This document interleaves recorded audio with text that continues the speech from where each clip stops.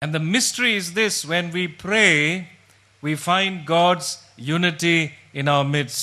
നമ്മൾ ഇങ്ങനെയുള്ള സാഹചര്യത്തിൽ ദൈവത്തോട് നിലവിളിക്കുമ്പോൾ നമുക്ക് മനസ്സിലാകാത്ത ഒരു രഹസ്യം എന്ന് പറയുന്നത് അപ്പോൾ നമ്മുടെ ഇടയിൽ ഐക്യത ഉണ്ടായി വരുമെന്നുള്ളതാണ്.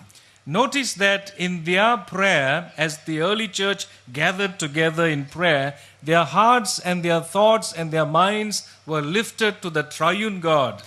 ആദിമസഭ ഈ ഒരു പശ്ചാത്തലത്തിൽ പ്രാർത്ഥിക്കാൻ അടുത്തു വന്നിരുന്നപ്പോൾ അവരുടെ ഹൃദയവും മനസ്സും ചിന്തകളും എല്ലാം ത്രിയേക ദൈവത്തിങ്കിലേക്ക് ഉയർത്തപ്പെട്ടിരുന്നു എന്നുള്ള കാര്യം നിങ്ങൾ ശ്രദ്ധിക്കണം. So in verse 24 they said, Sovereign Lord. 24ാമത്തെ വാക്യത്തിൽ അവർ പറയുന്നത് Sovereign Lord.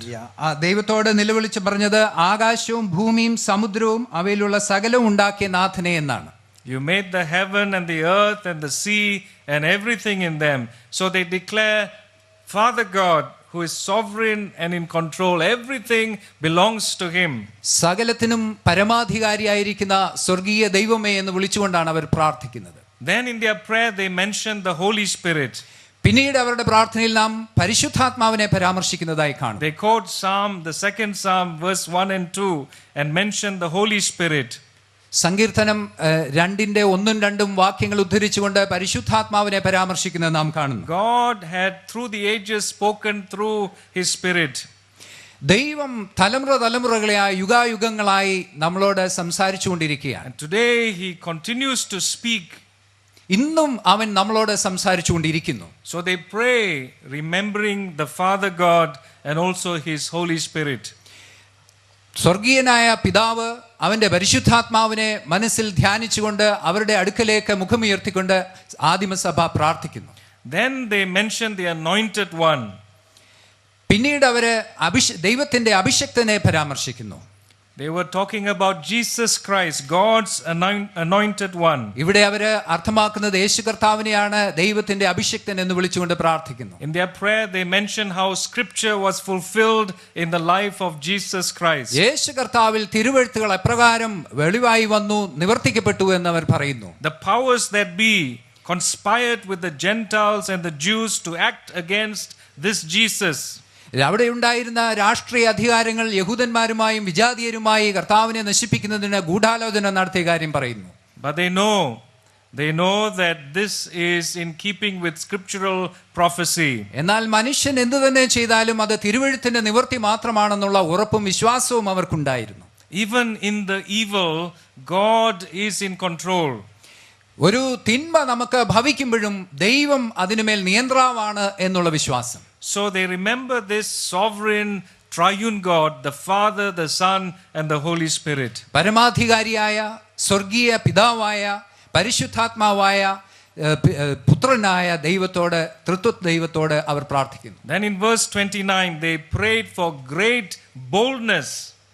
29ാമത്തെ വാക്യത്തിൽ അവർ ദൈവസന്നിധിയിൽ നിന്ന് വലിയ ഒരു ധൈര്യത്തിനായിട്ട് അപേക്ഷിക്കുന്നു. They pray that in the midst of all the obstacles and difficulties, God the Father, the Son and the Holy Spirit will give them the boldness to declare the promises of God. സകലവിധമായ പ്രശ്നങ്ങളുടെയും പ്രതിസന്ധികളുടെയും മധ്യത്തിൽ പിതാവും പുത്രനും പരിശുദ്ധാത്മാവുമായ ദൈവമേ ഞങ്ങൾക്ക് അപാരമായ ശക്തി തന്ന് സഹായിക്കണമേ എന്ന് അവർ പ്രാർത്ഥിക്കുന്നു. They ask God to stretch out his holy and sovereign hand to perform signs and wonders through the name of Jesus Christ. അത്ഭുതങ്ങളും അടയാളങ്ങളും പ്രവർത്തിക്കേണ്ടതിന് സ്വർഗീയനായ ദൈവത്തിന്റെ കരം യേശുക്രിസ്തുവിന്റെ നാമനിമിത്തം ഉയർത്തണമേ എന്ന് അവർ പ്രാർത്ഥിക്കുന്നു. As the church gathered together and prayed, they were lifted up into the greatness of the triune God. ഇപ്രകാരം സഭ ഒരുമിച്ച് വന്ന് ദൈവത്തോട് പ്രാർത്ഥിക്കുമ്പോൾ തൃത്വമായ ദൈവത്തിന്റെ സന്നിധിയിലേക്ക് അവർ ഉയർത്തപ്പെടുകയാണ്. They were lifted into the wonderful glory of the triune God. തൃത്വ ദൈവത്തിൽ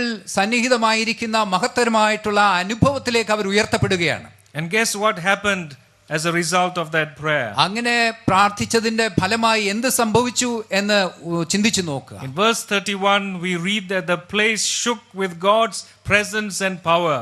31ാമത്തെ വാക്യത്തിൽ നാം വായിക്കുന്നത് ദൈവത്തിന്റെ സാന്നിധ്യത്താലും ശക്തിയാലും അവർ കൂടിയിരുന്ന സ്ഥലം കുലുങ്ങിപ്പോയി എന്നാണ്. What we must especially notice is verse 32.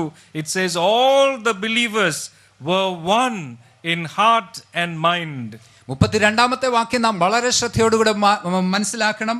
വിശ്വസിച്ചവരുടെ കൂട്ടം ഏക ഹൃദയവും ഏക മനസ്സുമുള്ളവരായിരുന്നു എന്ന് അവിടെ രേഖപ്പെടുത്തിയിരിക്കുന്നു. The kind of prayer in the church that lifts us, that brings us into the glorious presence of the sovereign triune God. നാം സഭകളിൽ പ്രാർത്ഥിക്കുമ്പോൾ വാസ്തവത്തിൽ നാം തൃത്വമായിരിക്കുന്ന ദൈവത്തിന്റെ മഹത്വകരമായ സന്നിധിയിലേക്ക് ഉയർത്തപ്പെടുകയാണ് ചെയ്യുന്നത്. Will help us all to have one heart and mind. അങ്ങനെ നാം ദൈവസന്നിധിയിലേക്ക് ഉയർത്തപ്പെടുമ്പോൾ ഏക ഹൃദയവും ഏക മനസ്സുള്ളവരുമായി വർത്തിക്കുവാൻ നമുക്കും സാധ്യമാകും. When we get into the presence of the triune God, we find true unity. ഈ ത്രിയേക ദൈവത്തിന്റെ സന്നിധിയിലേക്ക് നാം ഉയർത്തപ്പെടുമ്പോഴാണ് യഥാർത്ഥമായിട്ടുള്ള ഐക്യം നമ്മുടെ ഇടയിൽ ഉണ്ടാവുന്നത് നാം മനസ്സിലാക്കാൻ സാധിക്കും. It is the unity of the living God. ഇത് ജീവിക്കുന്നവനായ ദൈവത്തിന്റെ ഐക്യതയാണ്. We don't create it. നമ്മൾ ഇത് സൃഷ്ടിക്കുന്നതല്ല. We grow into it. വാസ്തവത്തിൽ ഈ ഐക്യതയിലേക്ക് നമ്മൾ വളരുകയാണ് ചെയ്യുന്നത്. And we grow into it by our common prayer. നമ്മുടെ പൊതു പ്രാർത്ഥനകളിലൂടെ ഈ ഐക്യതയിലേക്കാണ് നാം വളരുന്നത്. Too often the church is weakest in prayer.